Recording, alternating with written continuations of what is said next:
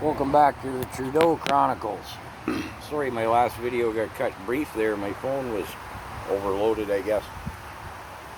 The Trudeau government informed us recently that we're $1.2 trillion in debt.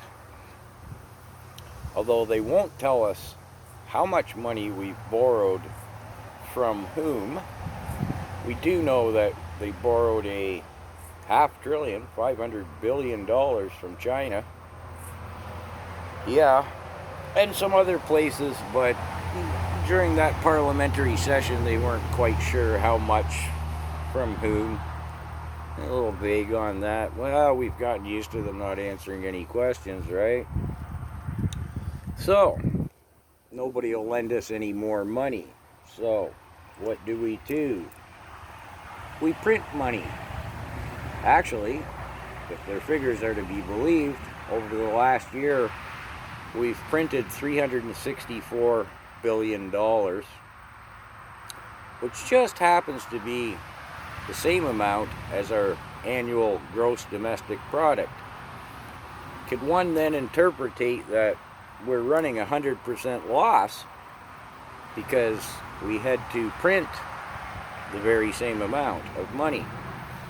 So, what happens when you print money? You turn a dollar into $2. So, you go down to, say, Brazil, and you say, I want to buy a million bags of coffee beans for $1 million, like last year. They say, no, you printed all this money, your money's worth half, we now need $2 million. So the coffee ends up in your cup at Tim Hortons, and you say, well, a cup of coffee went from $1 to $2.